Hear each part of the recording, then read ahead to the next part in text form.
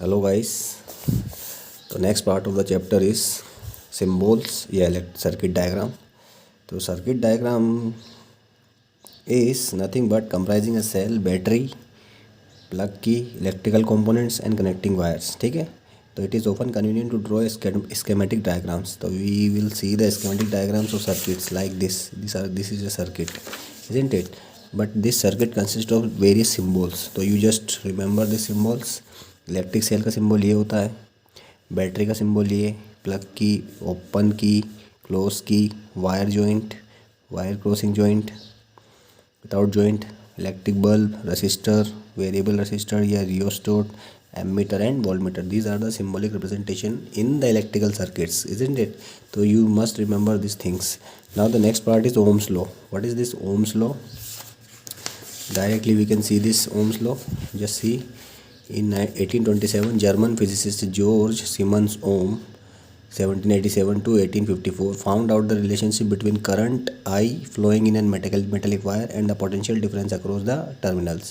The potential difference V across the end of given metallic wire in an electric circuit is directly proportional to the current flowing through it.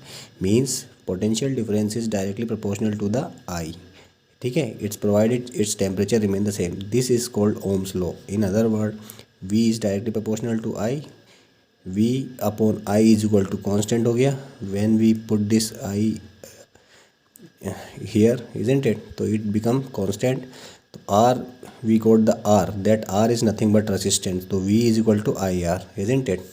In equation, R is constant for given metallic wire at a given temperature and it's called resistance, and it is the property of conductor to resist the flow of charge. तो resistance क्या होता है? ये एक property होती है conductor की विच resist the flow of charge. ठीक है, थ्रू इट. ऐसा यूनिट इस ओम, इसकी ऐसा यूनिट क्या होती है रेजिस्टेंस की? Ohm, represented by Greek letter this omega. According to Ohm's law R is equal to V I. तो ओम्स लॉ के हिसाब से क्या होता है? R is equal to V I होता है. If the potential difference across the two ends of the conductor is 1 ohm and the current is 1 ampere, then 1 ohm is equal to 1 volt upon 1 ampere. ठीक है, ये equation से हमको मिल गया. तो इतनी बात क्लियर है. तो रेसिस्टेंस इज ऑब्टेनिंग हियर. तो it is obvious from the equation 12.7 that current through a resistor is inversely proportional to the resistance. तो करंट क्या हो गया यहाँ पे? इन्वर्सली प्रोपोर्शनल हो गया किसके? रेसिस्टेंस के. तो if the resistance is double the current gate half. अगर रेसिस्टेंस डबल करोगे तो करंट हाफ हो जाएगा क्योंकि इन्वर्सली प्रोपोर्शनल है. तो this is resistance and this law is called Ohm's law. Now the next point is, or the next part is factor on which resistance of conductor depend. So various factors are some few factors are responsible for the resistance. So we can say that what they are in that series. Resistance is directly proportional to the length and resistance is inversely proportional to the area of the given wire. Suppose एक wire है, ठीक है, suppose one wire is there, उसकी जितनी भी length होगी वो resistance के डायरेक्टली प्रोपोर्शनल होगी. If the length increase the resistance increase and the area of that particular wire, whatever the wire is there, उसका जो एरिया है वो इन्वर्सली प्रोपोर्शनल होगा. ठीक है. जब हम ये दोनों इक्वेशन कंबाइन करेंगे तो we get R is equal to 1 upon A और R is equal to L upon A and R equal to rho L by A. This rho is nothing but proportional constant called electrical resistivity. इसको क्या बोलते हैं? Electrical resistivity, जो यहाँ से हमको मिला of the material of the conductor. तो ऐसा unit of resistivity is ohm metre. It is characteristic property of material. ये क्या होती है? एक प्रॉपर्टी होती है मटेरियल की. The metal and the alloy have very low resistivity in the range of 10⁻⁸ ohm metre to the 10⁻⁶ ohm metre. They are good conductor of electricity. ठीक है, ये कैसे होते हैं? Good conductor. Insulator like rubber and glass have resistivity order of 10⁻12 and 17. तो resistivity of different materials have different resistivity. ठीक है, तो ये सब आप यहाँ पे देख सकते हो. See this table, conductor have resistivity like this. तो कंडक्टर की रेसिस्टिविटी ये है, एलॉयस की रेसिस्टिविटी ये है और इंसुलेटर की रेसिस्टिविटी बहुत ज़्यादा होती है. ठीक है, तो resistivity increase means it will turn into a non conductor, isn't it? Now these are some numericals. You just do it at your home, isn't it? Now the next part, resistance of a system of a resistor. अब क्या होता है कि in proceeding section we learn about some simple circuit. We have notice the how the current through a conductor depends upon its resistance, means current जो होता है किस पे डिपेंड करता है, रेजिस्टेंस पे, and the potential difference across resistance in various electrical gadget we often use resistors in various combination. ठीक है, तो हमको यहाँ पे देखना है क्या, अगर there are two method of joining resistor, अगर सीरीज में रजिस्टर कनेक्टेड है तो क्या होगा, there are two method of joining resistor together shown in electric circuit in which three resistor, देखिए 12.6 जो देखेंगे आप हियर, इसमें देखिए आप रेसिस्टेंस क्या है, सीरीज़ में कनेक्ट हो रहे हैं, देखिए R1 R2 R3, क्लियर है, डायरेक्टली सीरीज़ में, जैसे बल्ब कनेक्ट होते हैं सीरीज़ में वैसे ये कनेक्ट कर दिया, और potential difference is here, ammeter, this is battery and key. तो show combination of resistor in which three resistance are connected together between X and Y, here the resistance are said to be connected in series, और here in this diagram it is said to be in parallel. यहाँ पे देखिए ये just one by one एक के ऊपर एक है, ठीक है, तो दीज आर इन पैरेलल। तो सीरीज़ में हमको देखना है कि कैसे क्या हमारा जो रेसिस्टेंस होगा वो उसका इक्विवेलेंट, अगर रेसिस्टेंस निकालना है हमको तो वो कैसे निकालेंगे हम। तो इक्विवेलेंट रेसिस्टेंस निकालने के लिए हमको कुछ नहीं करना है, जस्ट सीरीज डायग्राम, इस डायग्राम में दिख रहा है आपको R1 R2 R3, यहाँ पे potential difference V1 V2 V3, ठीक है, करंट फ्लोइंग इज I, तो you will observe that the potential difference V is equal to the sum of potential difference. अब जब पोटेंशियल डिफरेंस इसमें जो है सर्किट में वो क्या है, इनका सम हो जाएगा V1 V2 V3 का, तो क्या हो जाएगा V is equal to V1 V2 V3, ठीक है, series V1 is equal to V1 V2 V3 in electric circuit shown in figure 12.8 let I be the current, और इसमें I करंट फ्लो हो रहा है, ठीक है। It is possible to replace the three resistor join in series by equivalent resistor, तो अब हमको क्या करना पड़ेगा, यहाँ पे इसका इक्विवेलेंट रेजिस्टेंस निकालना पड़ेगा, तब जाके हम क्या है we can find out the value of I, isn't it. तो क्या हो सकता है, वी कैन यूज दिस, तो it is possible to replace the three resistor join in series by an equivalent resistor of resistance are such that the potential difference V across it and the current I through the circuit remain the same, applying Ohm law। तो Ohm law apply करेंगे तो क्या हो जाएगा, V is equal to IR होता है, we know that by Ohm's law V is equal to IR। For circuit number 1 V1 is equal to IR1, V2 is equal to IR2, V3 is equal to IR3। From equation we will get IR is equal to IR1 IR2 IR3। जब हम क्या करेंगे, इसमें से common आई निकाल लेंगे तो I will be cancelled, तो आर इज इक्वल टू क्या आ गया सीरीज़ में, R equivalent in series will be R1 R2 R3 like that. तो we can conclude that when several resistor are join in series the resistance of combination RS equal to the sum of their individual resistance, तो वो उनका sum हो जाता है, and thus greater than any individual resistance, तो उससे ज़्यादा ही होगा, तो ये सीरीज़ में आ गया हमारा। सेम कंडीशन अगर मैं पैरेलल की बात करूँ, पैरेलल में कनेक्शन कैसा हो रहा है, R1 R2 R3, I will भी, देखिए यहाँ से यहाँ आई फ्लो हो रहा है, तो आई यहाँ से जाने के बाद क्या हो जाएगा, डिस्ट्रीब्यूट हो जाएगा तीन जगहों पे, तो आई बिकम क्या हो जाएगा, I1 I2 I3, यहाँ पे I1 I2 I3 हो जाएगा करंट, तो वो I1 I2 I3 क्या होगा, we will say that sum of the separate current through each branch of combination will be like this, I is equal to I1 I2 I3। तो current मैंने ये बोल दिया कि I1 I2 I3 ऐसे flow हो रहा है इसमें, ठीक है। Let R P the equivalent resistance, R P को मैंने क्या मान लिया, एक इक्विवेलेंट रेजिस्टेंस हो गया ऑफ द पैरेलल कॉम्बिनेशन। फिर ओम्स लॉ लगाएंगे तो क्या हो जाएगा, I is equal to V upon R P हो जाएगा फॉर ओम्स लॉ, और हम जानते हैं कि I1 इज इक्वल टू क्या हो जाएगा, VR1, I2 is equal to VR2, I3 is equal to V upon R3।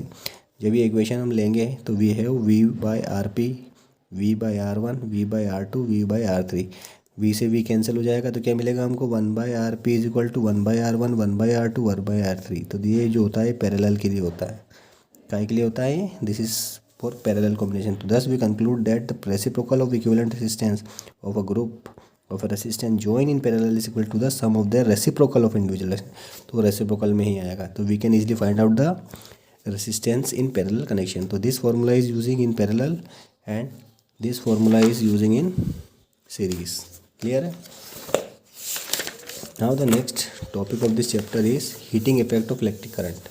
heating effect of electric current क्या होता है, you know very well कि whenever battery और cell is connected in the circuit तो क्या होता है, there will be flow of charge।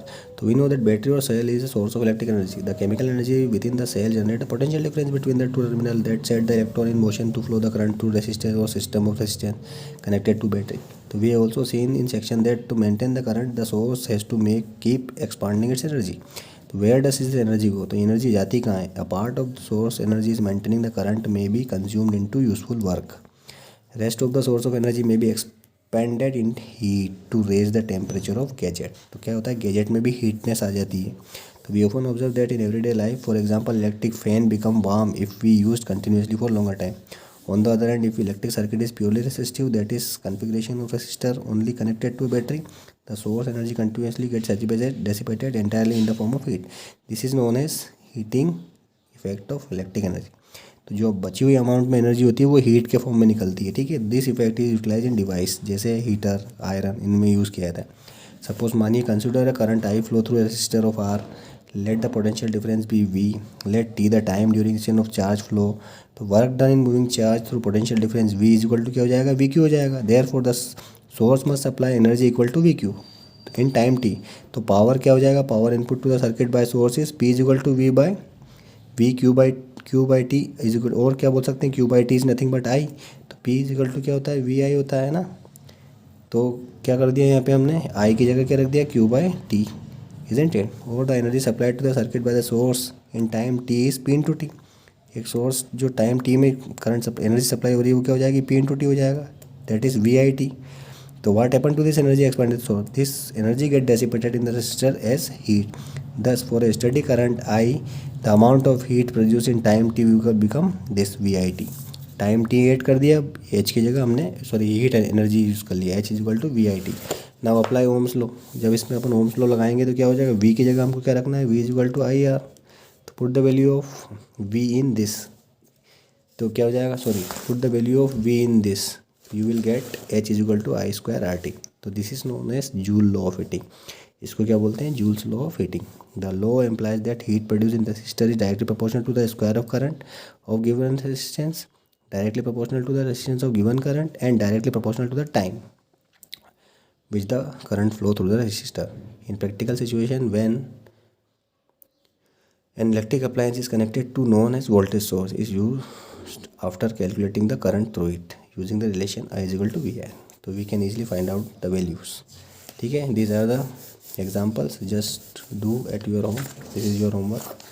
Now practical application of heating effect of electric current। Practical application क्या है, सीधी सी बात आप लोगों को पता होना चाहिए कि ये it is use in electric toaster, laundry iron, electric oven, kettle, electric heater and some other family device based on Joule's heating, ठीक है। जैसे सब एक एग्जांपल है इलेक्ट्रिक बल्ब। इलेक्ट्रिक बल्ब जो होता है ये भी इलेक्ट्रिक हीटिंग होती है इसमें, है ना। Here the filament must retain as much as the heat generated as possible so they get hot, very hot and emit light. तो इसी की वजह से क्या होती है, लाइट इमिशन होता है, ठीक है। Another common application of Joule law of heating is fuse. Electrical fuse होते हैं जो use in electric circuit, it protect circuit and appliance by stopping the flow of any unduly high electric current. The fuse is placed in series with in device, it consist of piece of wire made up of metal alloy of appropriate melting point, for example aluminum, copper, iron, lead, these are used in the fuse. If current larger than the specified value flow through the circuit, the temperature of the fuse wire increase. This melt the fuse wire and break the circuit. Fuse wire is usually encased of cartridge, porcelain, similar material with metal ends. The fuse used for domestic purpose are rated as 1 ampere वगैरह वगैरह। और we can say that these are the